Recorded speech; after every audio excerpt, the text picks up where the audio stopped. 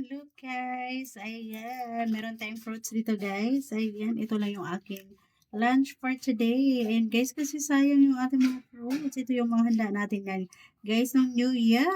Ayan, sayang guys. Yung grapes, hindi ko na nakalimutan ko siyang lagay sa ref. Ayan, sayang. Ito na lang yung natira guys. Apat na bilog na lang. Ayan oh, sayang. Hmm, tamis pa naman yun guys. Super tamis. And then, meron tayong orange. So guys, tikman natin. Ang tamis niya. Super tamis niya guys, yung ating orange. Ayan. Mm.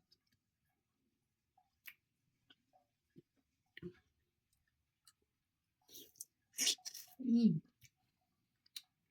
Ang tamis niya guys. Ayan, sayang na yung grapes guys, na isang pungpong.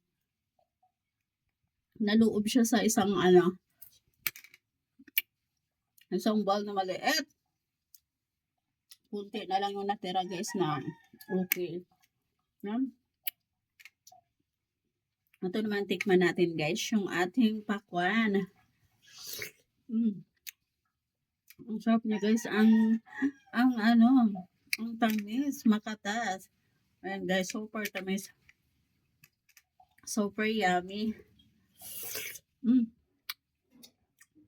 Parang ako guys, ayan, super yummy.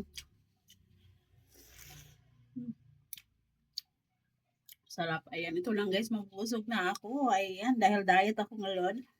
Ito lang yung kakainin ko, fruits. Fruits, good for the health. Good for the health yan guys, yung ating fruits. Para iwas sakit tayo guys, kumain tayo ng maraming fruits. Ayan, katulad nito, more on vitamin C siya. So,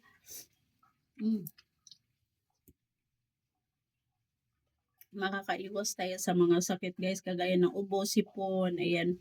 Ito kasi guys, pampalakas to ng immune system natin.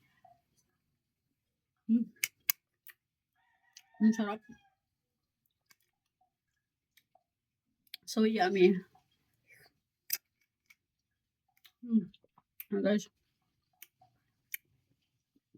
at yung mga fruits, super yummy. Ayan, tikman din natin tong kiwi guys. Ayan, kung matamis ba.